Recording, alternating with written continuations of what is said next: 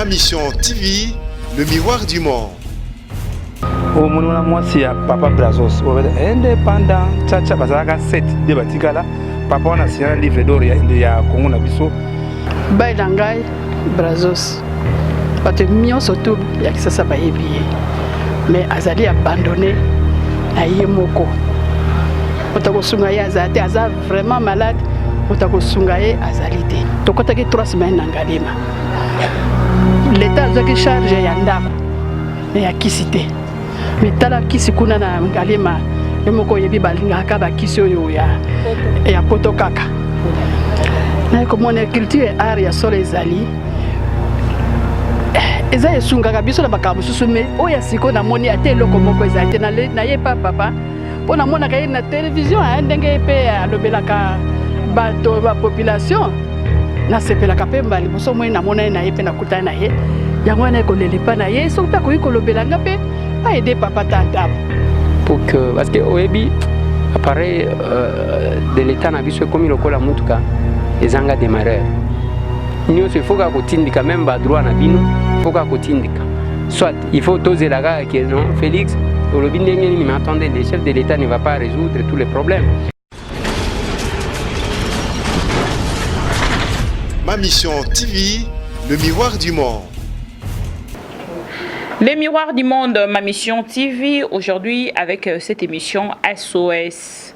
SOS MMTV ou SOS ma mission TV.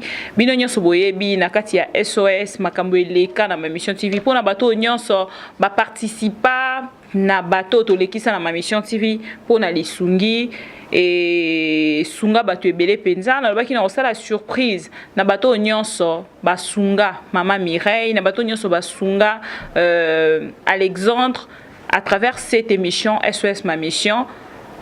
Boyebi ndenge nini et c'est pas ça et puis boyebi ndenge nini ba résultat nango epesama mettons mosusu na pesa bino yango en intégralité parce qu'on devait laisser le temps au temps pour que to la bino image ya makambo eleka na image o ya lelo. Bientôt je vais vous diffuser maman Mireille au bosunga azalaka na tumeur ya munene tokenda na ye na campus na 4h du matin.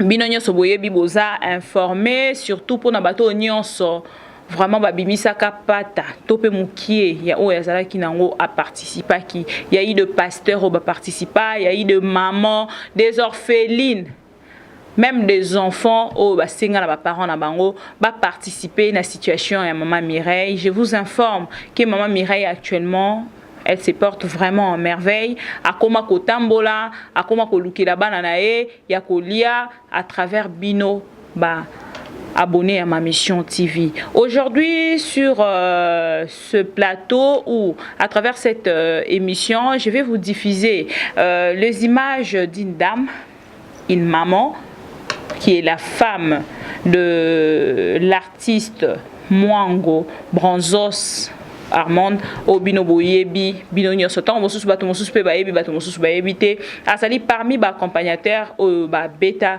na basse ya chanson indépendance cha tozuiye oli bato nyonso bayebi nzembo wana accompagna na basse Nanzembo wana pe azali l'un des artistes il y a époque wana oyo ba signa penza na kati ya livre d'or bino nyonso boyebi livre d'or importance nini ezalaka na livre d'or ya indépendance importance nini ezalaka lango na mboka na biso Congo bino nyonso boyebi moko ya ba homme politicien na kombo ya Gizenga le feu Gizenga a signa na kati ya livre d'or wana à chaque fois que kanda na yebande ko mata asai ko tombo en fait éviter ce la comédie topé za réalité bato penza topé bato à partir ne bazaki ko telemela to bana mboka mosusu bazaki ko boya te papa ko boka livre d'or te à tout moment que bande ko tombo ka zaki na posa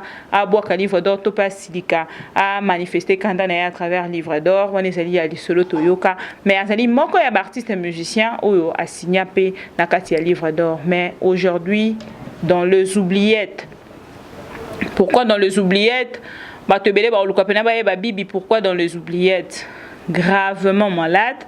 il a passé 3 semaines, excusez-moi, il a passé 3 semaines à l'hôpital de Ngaliema sans succès. Aide de Moko Penza, ezali vraiment ko mérité yete. Vanda ki bongote, batikala ki pambate, milobela ki meka koleka nangambo ya ko luka komona ndeko honorable député Eliezer Ntambwe baya ki bongo ko surprendre aye lelo na palais du peuple. Biso ma mission TV ninga to lora to sali di sona bino esika information ezali to sala ki pe wana to zwa ki bango pendant quelques minutes. Alors on va vous laisser suivre la dame et l'honorable Eliezer to rozonga tout à l'heure pour que to pesa bino conclusion ya lisolo na bango. Na ko kuta honorable na pesa e passe sala nga na motema. Bai langai Brazos. Pate mio sotu ya kisasa ba yebi. Mais azali abandonné na yemoko. Motako sungaye azate aza vraiment malade. Motako sungaye azalité. Mais toi qui période mo rakota ki déjà ngalé ma tandete moto ça qui en charge. Tozwa ki tokota ki 3 semaines ngalema. L'état azwa ki charge ya ndako. Mais ya kisité. Mais tala kisikuna na ngalema yemoko yebi balinga ka ba kisio yo ya poto kaka. Tous les jours, nous sommes mis en bon tous les jours pendant 3 semaines. Bon et belé bimi. Donc qui souté. Yangona papa sikwaza nandako. Siko souci ni nyoé nango kolé la pembeni honorable. Parce que tu yebi que ministère à culture ezali et ya zali kara député national mais ce que oyé lelo ko mona eza pona. Na ko mona culture et art ya solo ezali. Eza esungaka biso na makambo susu mais oya siko na moni ate loko moko ezali na ye papa.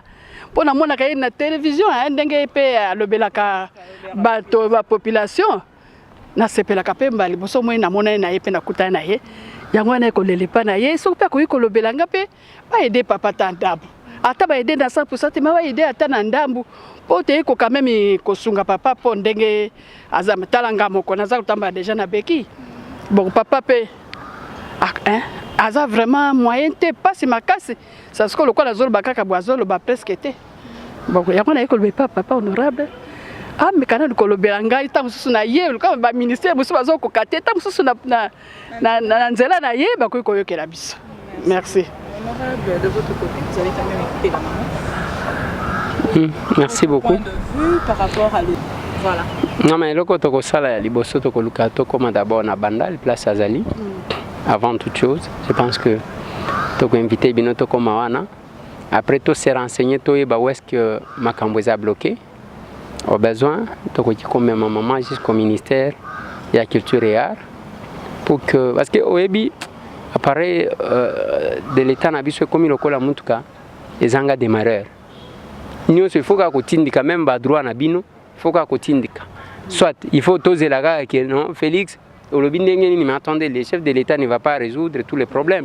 Bino va ministère bino parce qu'ils ont des démembrements, il y a besoin de la population. Donc il y a ça là, maman nakozwa mokolo et nakobenga papa Chaka nakoya nandaku. Après nakomeka kobanaka ka tuzoka bwana nayo nakoluka numéro ya ministre ya culture et art nakobenga pour que nazwa rendez-vous tokende nayo. Solo naye nayo kabango nan parce que bango ba komika ke te na toujours frais de fonctionnement te mais bon démissionner kasi donc ça pose un peu problème to ko sala ndengwana pour que total dans la mesure du possible nini to ko jiko sala. Merci papa. Est-ce qu'on a eu les amis yoki quand même na yoki ali ya papa lobi na sepeli na yango na kozila kaka ye soko ye na kosepela makasi papa. Merci maman. Merci. Merci beaucoup comme ça fait message père. Est-ce que kuto ya akoyoka enfin na habité mais vraiment azana passe Faut pas que ça fait ma bonde. na mabondeli pe boti apena mabondeli solo peut papa. Merci. Congo le loto monio awa na honorable Eliezer nini penza oye pene na ye na parler du feu. Ma bibi vraiment merci que soki omoninga wa na lembi tokomi kanda banda likoloti na se suite ezalité au moni wana mwasi ya papa Brazos indépendant tchatcha bazalaka 7 de batikala papa wana signala livre d'or ya Congo na biso tout est ngalema pas de moyens papa biso na ndaku moyens ezali tenga bia tuluka ndeko les airs en tout cas contre les cambo yango monike mama bike no tuluka yango to kokangela pas du peuple mais to ebike ndenge ba bisaka biso wana seni musala ba honorable te boy na boy tout ça mais yo tiki bureau na yo lantieti na pas du peuple merci mona na profiter pe ndako ya ndako pe ba politicien te ndako esama pour la culture ça pour la culture mais n'habite to ki sango ki ba ko sabiso pour la culture ba ba kayango lisusu ça les arrête arrêtez tu éviter pourquoi vraiment to lander en tout cas que ça n'a pas spectacle qui n'est pas du peuple tout mais hier azali d'abord ali honorable mon rôle il y a député il faut lober la population parmi la population on a un artiste ou sali fêter mboka oyo nze mona beta na 16 pays africains sont pan yango to monira mo ete luka honorable Eliezer pour le monsieur de Cambouane honorable Nangabonayo oyoki.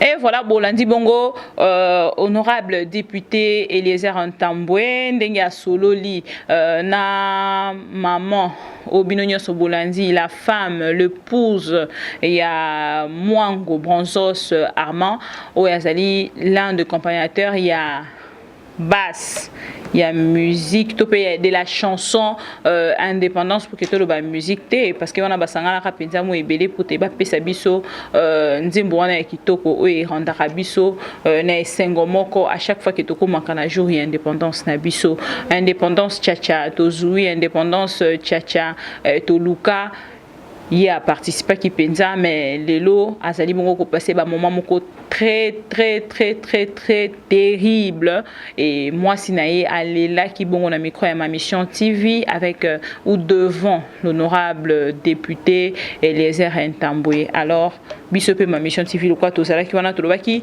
to diffuser pe na bayibe ya mokili to pe bayiba mboka bandeko ba peuple congolais ya diaspora o basunga maman Mireille o basunga Alexandre le garçon ba kokipe ko participer pour na kosunga maman maman oyaleli na micro ya ma mission TV pour na kosunga bongo mobali na ye Mwango Armand Bronzos to ça qui on a pena ndeko chaka Congo boyebi azalaka toujours derrière ba artiste yambo kanabiso à chaque fois que likambo et bele marapenza ya kotaka partout na nzunzu nyonso pote amema intervention na bandeko wana o bazui likambo to pe artiste wana azui likambo. Vous étiez nombreux à nous suivre de partout. C'était bien moi, votre servante Bibi Kapinga. Bon, continuez à s'abonner à ma mission TV. Tokozang a été coupé, c'est une variété d'informations.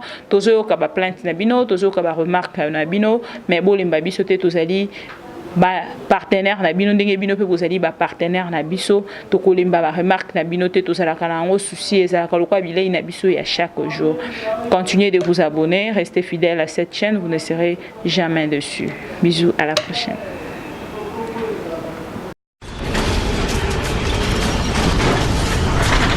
Ma mission TV, le miroir du monde.